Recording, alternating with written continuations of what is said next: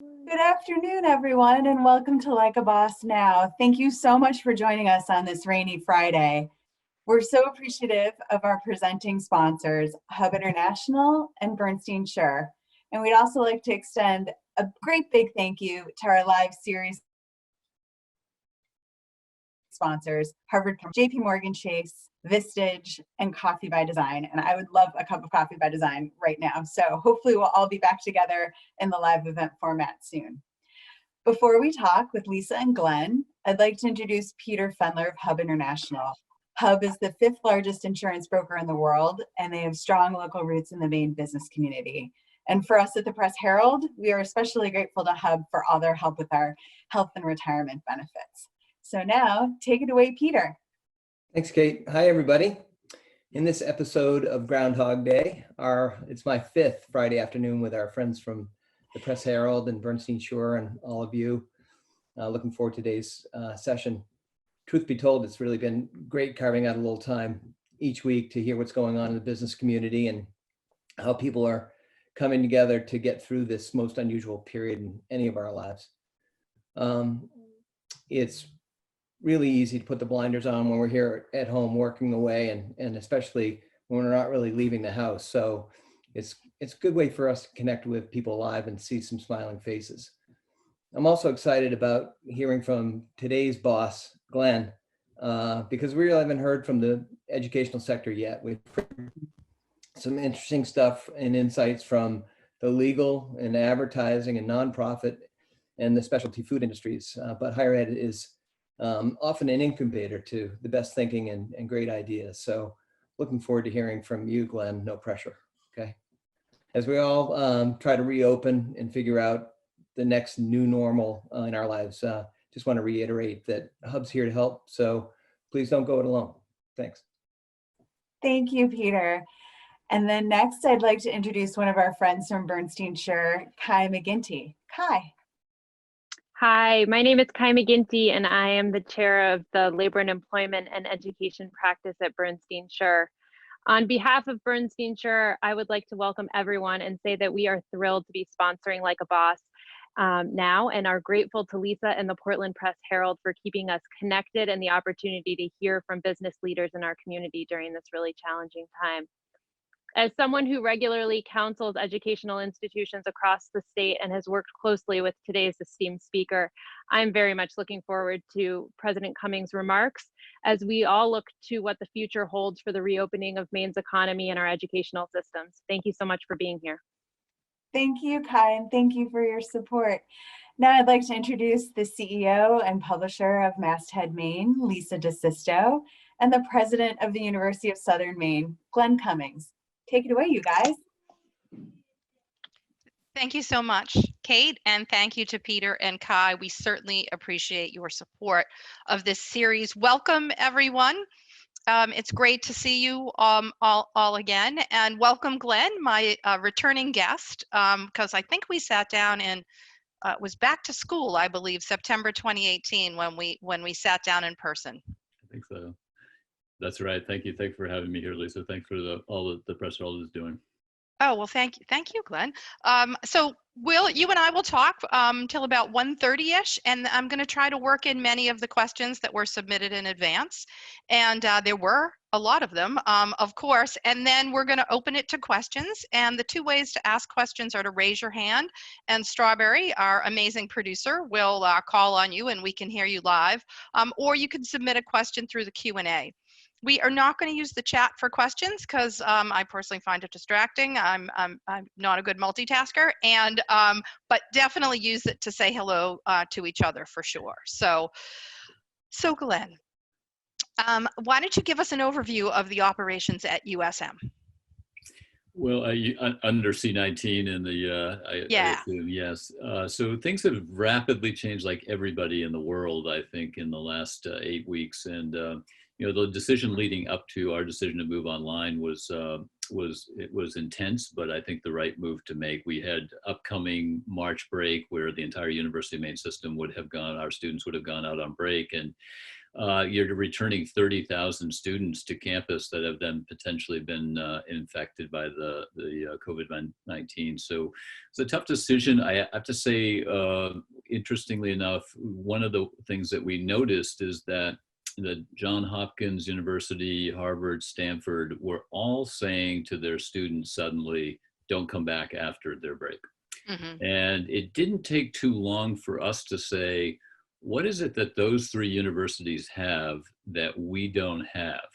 Right. And the answer was the best internationally recognized medical schools in the world. And it allowed us to say, what are they seeing that we don't?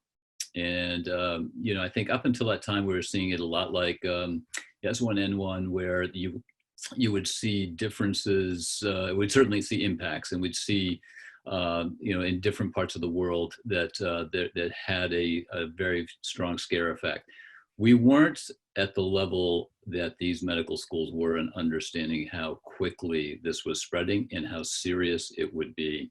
And so within about 4 days of our March break, we made a decision as a university system to shut down our in face-to-face instruction, meaning that when students got back after our March break, that they would now be in an online mode. And so the biggest change from the last time you interviewed me is that we have no face-to-face instruction at the university that we're moving on board. The other thing, of course, is how are we managing safety for our employees and our staff and our faculty who have been outstanding in that transition. I can't express my honest and sincere enthusiasm for how much our faculty have stepped up. And remember, some of our faculty have been online. They're very comfortable with it. Some had been a little bit online. And then there's a portion who had spent an entire career had never really taught online. It's I've sort of said it's kind of like asking truck drivers to suddenly start delivering by bicycle. It was a very different environment, but they did it, and they transitioned, I think, successfully in literally in 10 days. And for higher education, transitioning in 10 days is pretty tough. Yeah, that's right. I think everyone was really forced to just instantly adapt these new ways of connecting. So what's the response been from the students? How is it going? Yeah, it's a really good question. We did a survey 2 weeks ago now. We asked students, how are they holding up? We asked on a 1 to 5 scale, with sort of 1 being the best and 5, really struggling. 80% of our students marked us in the top area. So they were either satisfied or even highly satisfied with what they were experiencing online, which was great. With that survey, though, we got back a lot of input. There are students who ended up going back into situations in their home that are just, they're not necessarily bad or violent, or those do happen. But but that there was simply a lot of younger kids around. Their parents, were in and out at times in terms of being able to be supportive. A lot of economic stress at home. And then we also found that just simple Wi-Fi issues. The third area is that some students were saying, I think the answer to this from a professor's point of view is, if I can't have you in class, I'm going to add on more assignments. That's not the majority, but there was a small sliver of professors that seemed to be doing that, at least according to our students. And so the provost, to her credit, has been in contact with the deans, and they've been working really hard to try to get a little bit more flexibility for students.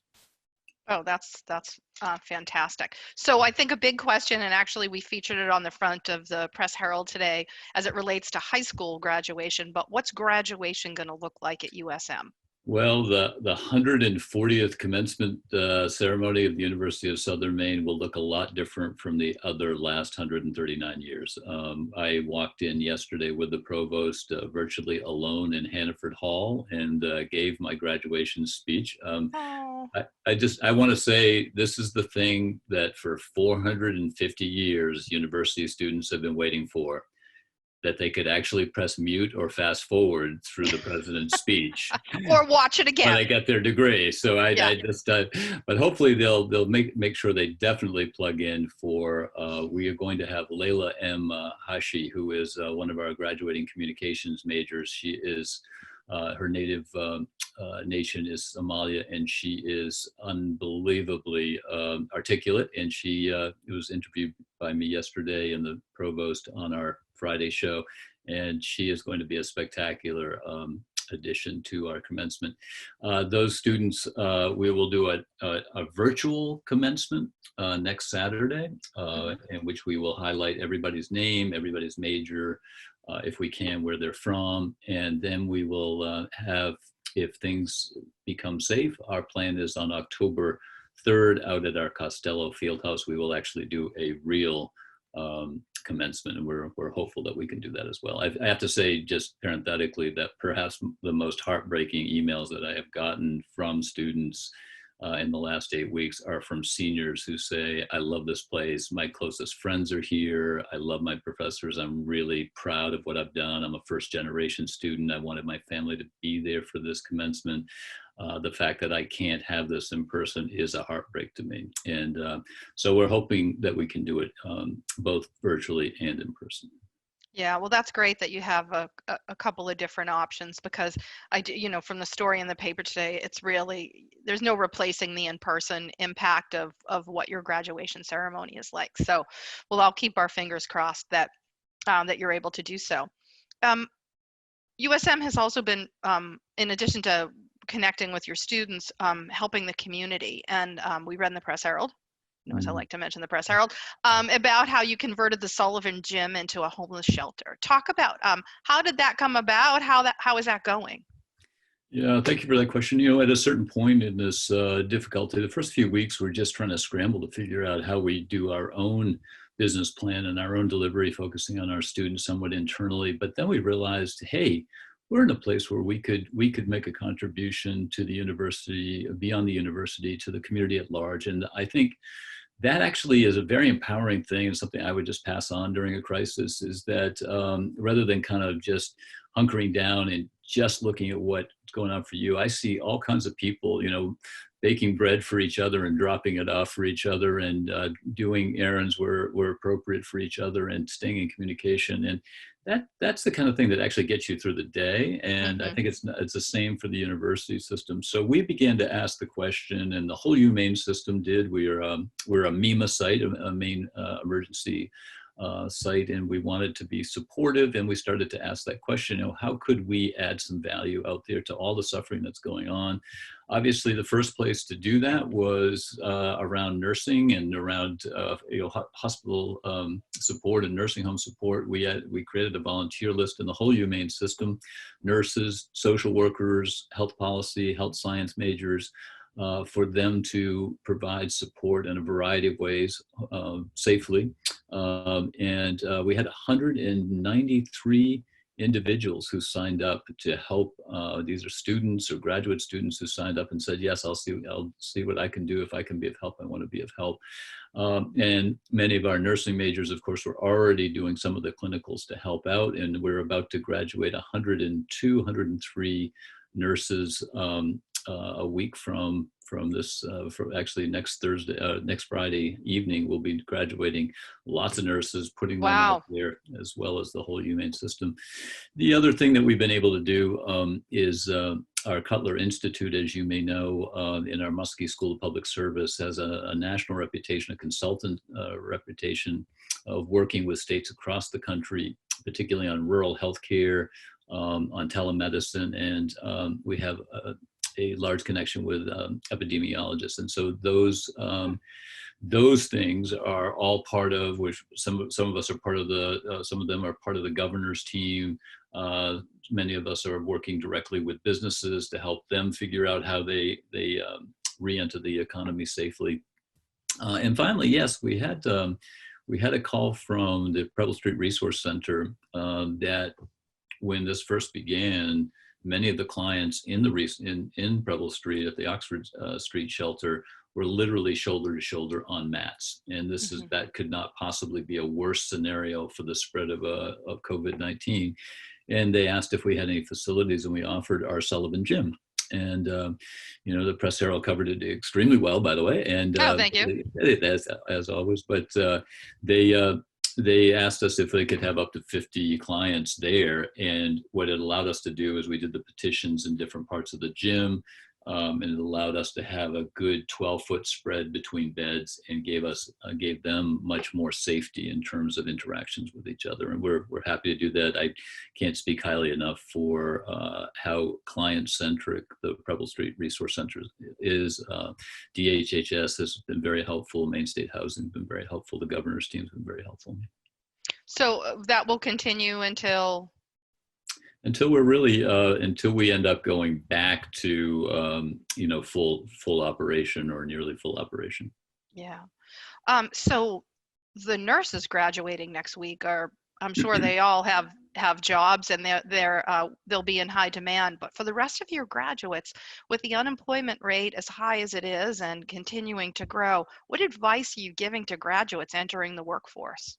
Yeah, that's not an insignificant question. I mean, they're saying right now, given the number of unemployment claims, that this is probably the worst economy we've seen probably in our lifetime. And it's a serious issue. So there's several things that our Husky Hub, speaking of Hub, that we like to call it our Career Center, that is supporting students. The first is what we call these career talks, because we're actually asking businesses, local businesses, to come in by Zoom, their employers, particularly or HR directors, and helping students, give seminars with students so that students can ask questions. Under these circumstances, what are you looking for? What would be helpful? How can we operate? What skills do we need under the new C-19 New World Order? And I can't thank the businesses enough who have volunteered. Many of them are alumni who are out there in those businesses, and they've agreed to be on these career talk panels, and it's been an enormous help to our students going forward. The other thing is for us to look at internships, research projects, job shadowing. Those things have been a hallmark of USM. It's something that we've really built. All 54 of our undergraduate programs have internships, and so that we are very, very proud of that. The question now for us is, how do you convert those into a safe and often online or remote delivery so that they can still get a sense of the experience? If they're going to work for the Portland Press Herald, for example, or they're going to work for Hub Insurance, or they're going to work for a law firm, how do you end up doing that in a safe way to get that kind of experience? And we've been working with a variety of business owners and businesses to still integrate internships wherever possible, job shadowing remotely, so that our students are getting those little step up in the economy, because every little step up is going to be crucial in the long run. Yeah, for sure. Yeah, definitely a tough time to be just entering the workforce. Let's talk about the sort of the financial impact that COVID-19 is going to have on the university in the long run, and on your kind of budget process. How are you thinking about that? It's there's no question. Everybody is now, I mean, whether you're a small business, big business, university, hospital, et cetera, what are the long-term financial impacts? Let's just say there are a number of places that have already been soft spots for us. I mean, in the middle of a semester, our students left, and it's not appropriate for us to try to hold on to their room and board when they're not using that room and board. So we immediately, within 2 weeks, we had disseminated back to all of our students who are in our dormitories the room and board money. And that was just south of $2 million worth of things that we, of financing that we were expected to have as part of our revenue stream. But honestly, we couldn't keep that, and we had to distribute that. I mean, for some schools, $2 million is not a huge amount of money, but for us, it's not something we take lightly, but it was the right thing to do.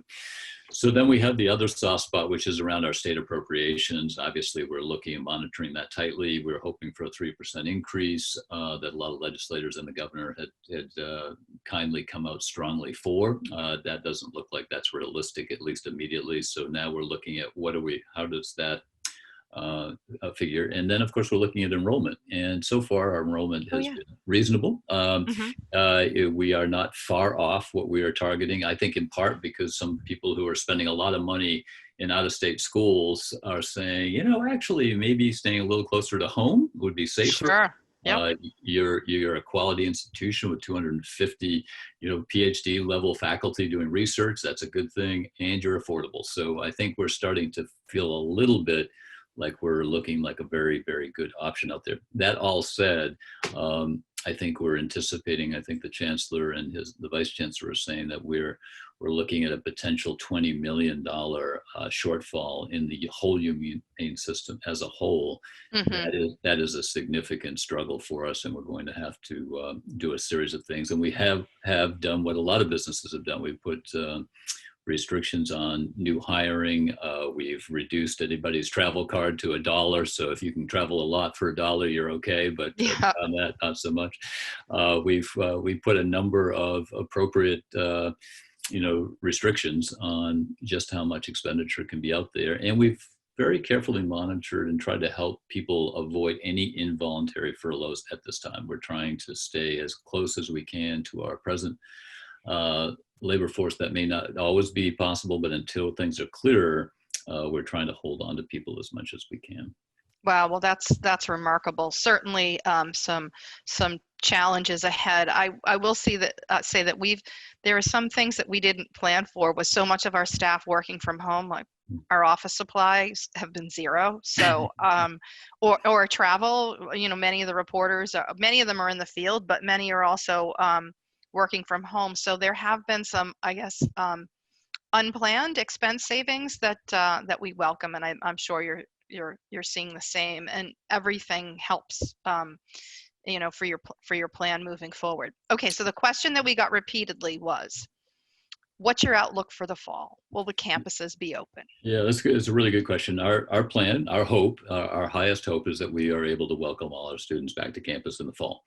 I think it's very realistic and very honest to say that will look a lot different than it has in the last 139 years of our existence. And I think with that, what you're going to see is, and this will not be unique to our university, you're going to see it through universities across the country, what I would call a highly scaffolded or highly structured approach to returning. So probably not a lot of dorm meetings, not a lot of dances, even athletic events will probably not have fans, at least at any large level, and certainly spread out.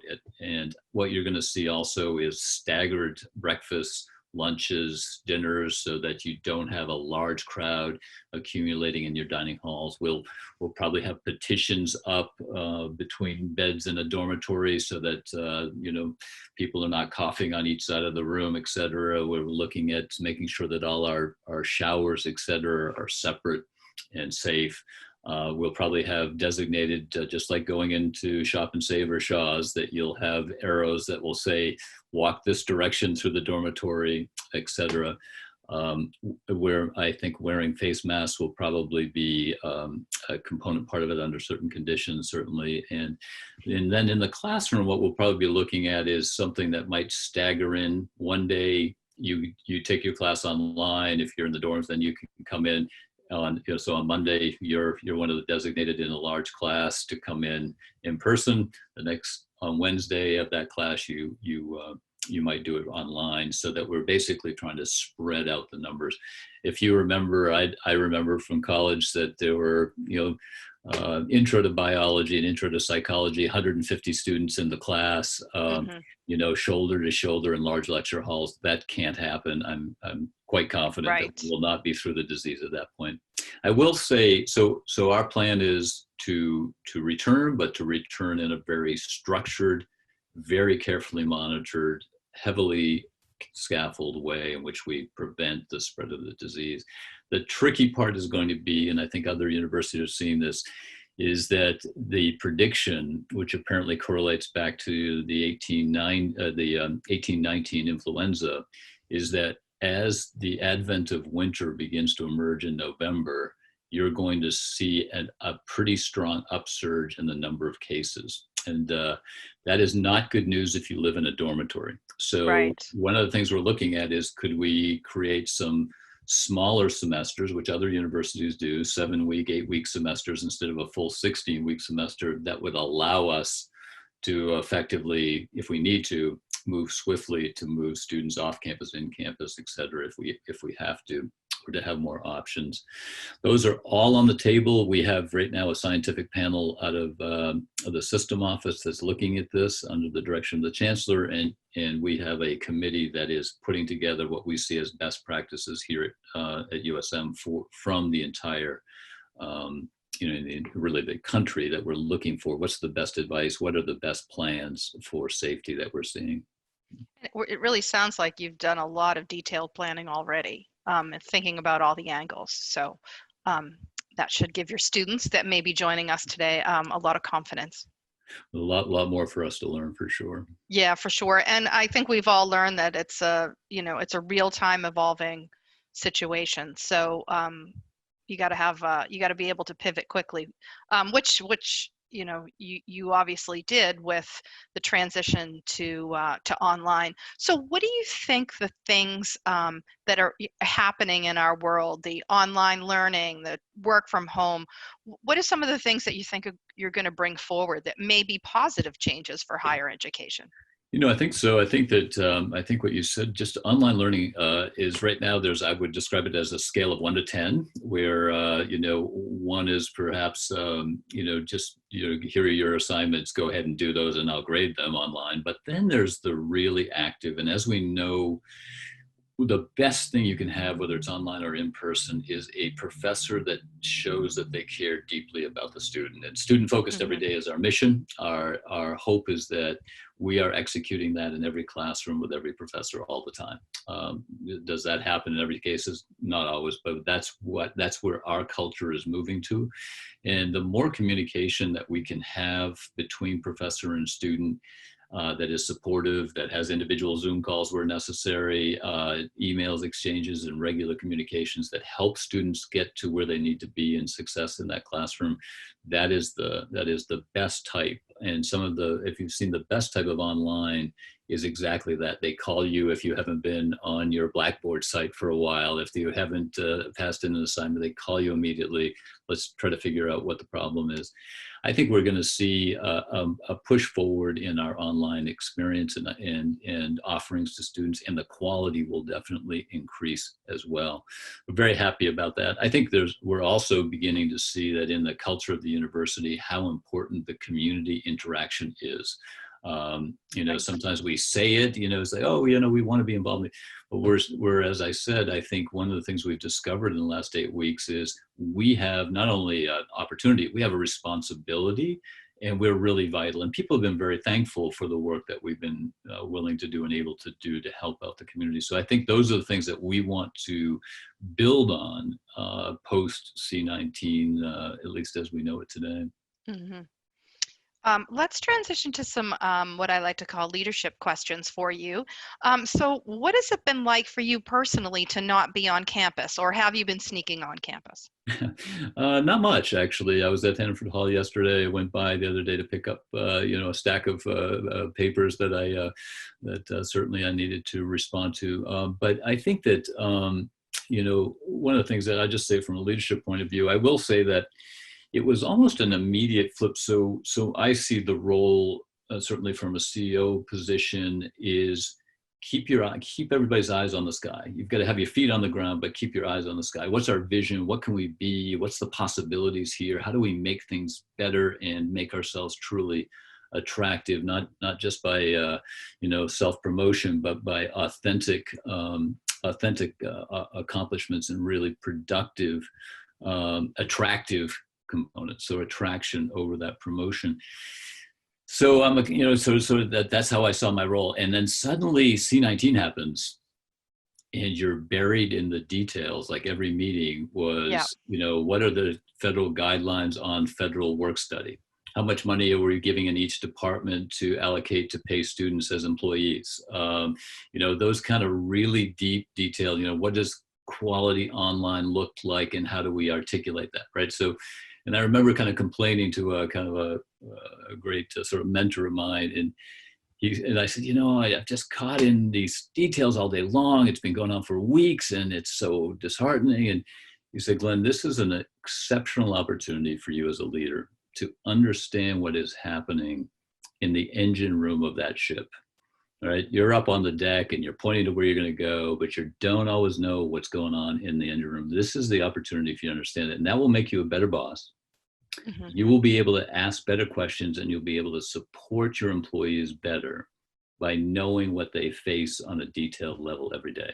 And I thought, oh, you mean I'm thinking about this in a selfish way? And he said, yeah, a little bit. You really Yeah. are. And I think that flip has allowed me to say, yeah, let me learn about these details and let me see if I can add value. And at least at the minimum, if I can add value, learn for the future. So anyway, Sure. that was just kind of an interesting, for me, an interesting leadership dynamic, because many of us get these kind of jobs because we've got the big ideas. But the truth is, it happens on a very, very concrete and deliberate and daily experience in operations and mechanics. Mm-hmm. Well, and I also think it gives you more empathy for the folks on your staff to have a better perspective of what they face every day. So understanding those details can help for sure. I think this is a great question from one of our attendees. She, I don't know if it's a she, but I'll assume it. Okay, I live in Gorham and I appreciate the relationship USM has with the public schools. Is this relationship growing, and what's your vision around partnering with public schools? Yeah, thank you for that question. Actually, the Gorham, I'm glad she is from Gorham, because Gorham High School and USM just signed perhaps one of the best early college, kind of the most in-depth college that we've ever done in our university experience. This is an early college experience where students could leave Gorham High School, for example, with almost 2 full years of university accepted credit at the maximum, but they would be able to do it at any amount. They would be through dual enrollment, early college experiences, and we're really excited about that. And Gorham has been a tremendous partner. The Portland school system and the Lewiston school systems have all been tremendous partners for our teachers, for our future teachers, and for our professors to use as examples. And our goal is to go deeper into helping high schools across the state have students have the early college or dual enrollment experiences where they can often save an enormous amount of money, and they can enter college very strong and very comfortable that they are capable of dealing with the academic challenges sometimes of college. And that relationship we want to build, and we're using Gorham particularly as that Gorham High School as that model for doing that. I'm just saying in general, Gorham, the town of Gorham has been tremendous. I mean, I can't even tell you how kind they've been to our students, and how supportive their fire department, their police department, their businesses have been towards our students. And if they have one question for me, it's, please tell me that they're coming back in the fall. Yeah. And my answer is, if we can do it safely, absolutely. That's great. Well, it's pretty remarkable to think about graduating from high school with college credits, right? So what an advance that is for those students. So great to hear that you're vested in that in the long term. Here's a question. As a first generation college student, what mattered most in helping you complete college? I mean, at the end of the day, this is, everybody says this, so forgive me if it sounds cliche. There are 2 or 3 professors, ideally, in your education that will tell you, you're good, you can do it. And I just needed that. And I walked out of high school kind of thinking, well, kind of a B student, kind of an anemic athlete at best, didn't come from a, supercharged academic home or a wealthy home. And when 2 or 3 professors said to me, I like the way you think about this. I like the way you write, and you have the potential to write much better and think much better. Work with me. And that was a life changer for me. Certainly I was blessed to have parents who said, we believe in you and we're supportive. And that's a blessing that if anybody has that blessing in their life, it's an enormous asset. And I was blessed to have that, both my mother and father and my grandparents. But I will say that our hope is that you have that professor or that instructor or coach that says that to you, because if they say it to you and you believe it, the world is yours. Yeah, so true, so true. Just in terms of building your confidence, 100%. What What is the best advice you can offer to leaders in the current state of operating a business or organization? I think it starts with the idea of an authentic compassion for people. I think that listening is something you find out over the years that you can create an atmosphere where everybody listens to you. The problem is that you don't always have all the right answers. So can you build an organization where you listen to other people? Because if you build an organization that people are afraid to tell you, I think you're going to hit some shoals over there if you keep staring in that direction. If they don't tell you that, you're going to hit those shoals and you're going to put a hole in that boat. So I think part of what we as leaders need to really, I think, increase in terms of our personal assets is that ability to listen to the people who work with us and the ones who understand what's really going on. And at the same time, appropriately, push people to think beyond sometimes their own world and think about, how could we actually do this in a way that's even more productive? And I think the most important thing you can do is what are you about? Why are you here? And when I look at that from a university point of view, I see it, especially at USM, it is to give people the opportunity to add more value to their life, economically and personally, in all kinds of ways, because they know people, they know things, and they feel confident in themselves, and they can add more value.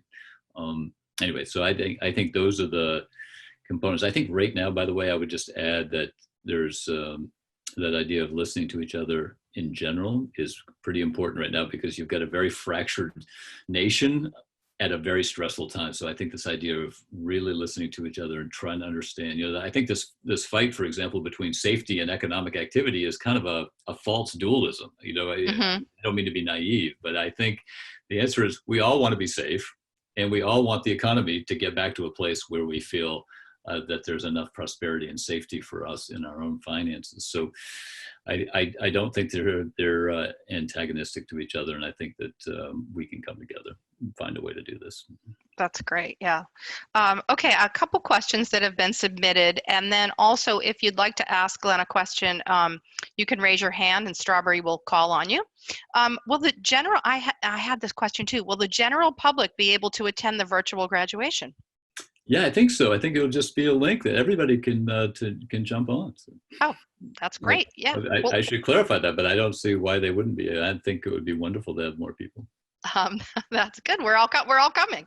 So, what's your biggest takeaway from moving on to online instruction? Do you see online instruction sticking around after all this is said and done? I think we kind of covered that, but maybe you can elaborate on it.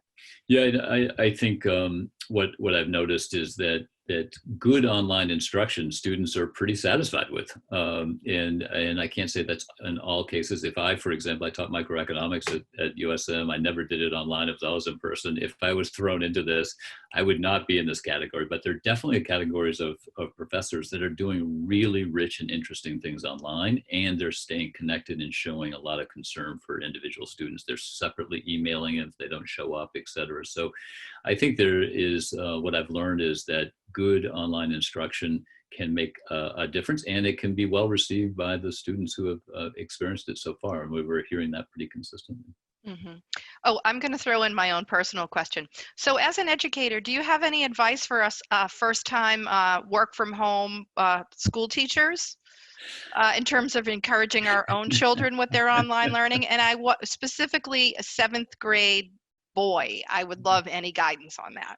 Yeah, well, I may have to turn that over to our educational professors. I would say, though, that I was really heartened to see that a number of radio stations, I think the public radio station is doing a whole series of really interesting, dynamic, interactive learning things that they can do online. So I think, finding those rich materials online is huge. Yeah. I have to say, having been a high school teacher and a university instructor as well for a long time, I just want to say that it's kind of nice when my friends say to me now, wow, teaching's really hard. Really hard. Yeah. That's great. Yeah. We all have a little bit more empathy and appreciation for educators through this, instant at home teacher. Okay, a lot of great questions coming in. Katie Shorey, are you speaking with other Maine colleges and universities about what they're doing so the schools are all on the same page and learning and sharing best practices? Yeah, thank you for that question. So the whole University of Maine system, of course, is meeting multiple times a week. So I meet with all the 7 presidents of the 7 sisters, UMaine Farmington, UMaine Orono, UMaine Prescott, et cetera. And the chancellor convenes those, and we are sharing all our information. We're trying to do things as coordinately as we can. As I said, also, we're keeping a careful eye on, what is best practice out there? What are schools across the country out there doing? We've heard, we monitor all of the Chronicle of Higher Education, and we're monitoring a number of Inside Higher Education, those kind of publications on a regular basis. I did notice, for example, that we were greatly moved when Bowdoin decided that they would do put together a panel and a committee, I think almost 3 weeks ago now, to analyze whether they would come back in person or not. And that certainly inspired us. So I think that level of communication is there. The chancellor has called a higher education committee meeting for next Friday for obviously both privates, Huston, Thomas, Bowdoin, Colby, St. Joe's, et cetera, and the UMaine system. And our plan is to kind of share where we are and what we're thinking. Oh, that's great. I hope Rachel Ulm will be there to cover it. Yeah, I think it would be interesting. Yeah. Yeah. Okay, there's a question about everyone's hair. Every week there's a hair question. What happened to your jet black hair? It's probably a lot less than it was even 5 weeks ago or 6 weeks ago. And on top of that, I want to apologize for the visual pollution of a very, very bad beard. But I just decided, why not? If you're going to be at home, why do we have to spend all this time shaving every day? It just seems ridiculous. So. Yep, agreed. Yeah.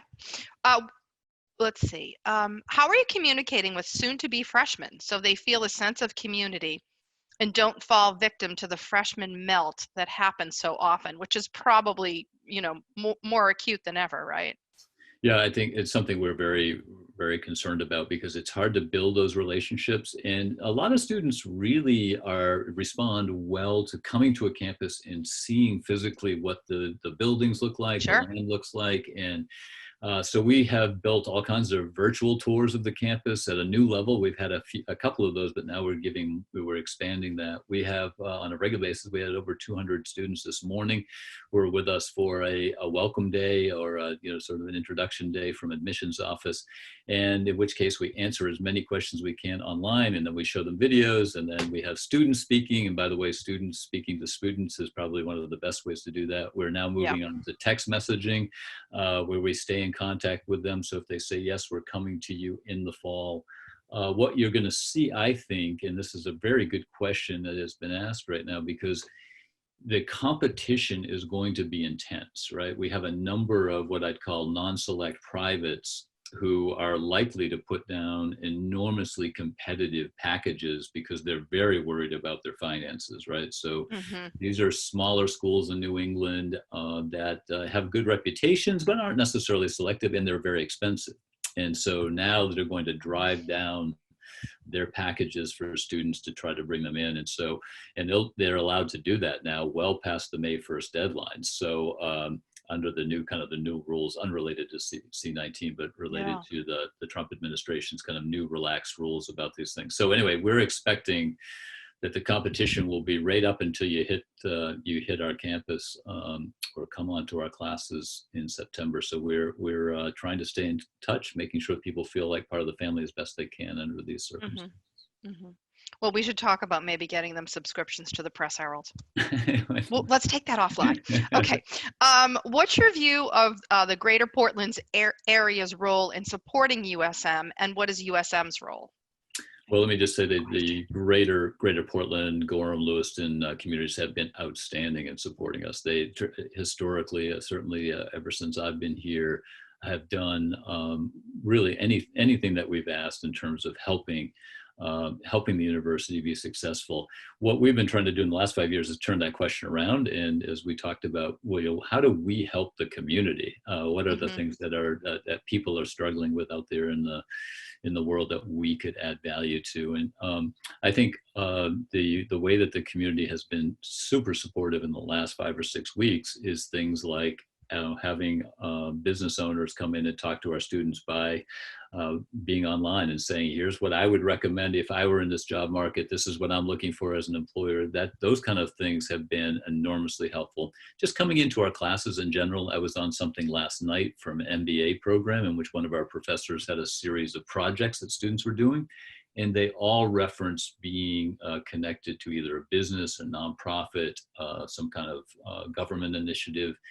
Those are generous contributions of time on the part of the people of the Portland, Gorham, Lewiston community and throughout the state of Maine to help our students do the projects and get real world knowledge. So that's helpful. I will tell you that hundreds of people have contributed to our emergency fund for our foundation because our students are really struggling right now. The good news is the America Cares Act, we will be giving out starting on Monday. We'll start to disseminate all next week checks to students for a total of $2.3 million. We'll take a small sliver of that, about 300,000 of that for emergency funds. So the students are in a dire situation, don't know how they're going to feed themselves, can't pay their rent, a car needs to be fixed so they can get to work if they have work. And so we will have about $350,000 that will help them with that. We also have raised about 60 or 70,000 of philanthropy money that, as I said, hundreds of people have sent us small and large checks to help students out during this emergency. And I think that I can't say thank you enough. Our students are literally, they're very fragile right now in many ways, some of them. And so that money has been tremendous. So we thank you for all the ways that the greater Portland Lewiston community has supported us during this process and across the state too. Well, that's great. And I mean, you've given it right back to the way that you've helped the community as well. So thank you for that. All right, Strawberry, is anyone raised their hand for a question, or shall I wrap it up with the final 2 questions in the Q&A? I was going to say, we don't have any hands in the air, so go for it. All right. So one is logistical. Hannaford Hall is a big resource for the community. How are you going to handle community events scheduled at Hannaford Hall? Yeah, right now through the end of July, all our events on campus are canceled. Summer camps, musical events, political events, all those things that normally we'd be having this time of year will not be occurring up until the end of July. Now, the governor has given us pretty clear instructions about where she'll go phased in over the next 90 days. We'll be watching and monitoring that. So if things loosen up and we get permission for us to do otherwise, we'll accommodate and we'll open up a little bit. But I think we should count on the Hannaford Hall and others being really closed really until August 1st. Mm-hmm. And even at that time, there have to be continued restrictions on Correct. How many people are in that spot. All right, this is a great question to wrap up with, and it's from George Casey. What are you grateful for in this difficult time? Yeah, this is a great time to be thankful for the people around you. This is something that I'm really honored to say. Having a good family, having a good set of friends, having a great community for me personally is terrific. And I was grateful for my colleagues. The faculty and the staff have been outstanding. And my big gratitude really is for students. They show me all the time how much resilience they have, how much perseverance they have, how much determination they have to learn. And it's very, very heartwarming. And I'm excited about even doing a virtual commencement to celebrate them. Yeah, well, I hope you have an opportunity to address them all in person in October. And we will share the link to the attendees of the virtual graduation if indeed we are invited. It's going to be awkward if we aren't, by the way. And thank you so much for your leadership and also just educating this, next group of graduates for our workforce. And we're going to be there to support them through every step of it. So thank you so much. Yeah, thank you, Lucy. Thanks for all you're doing.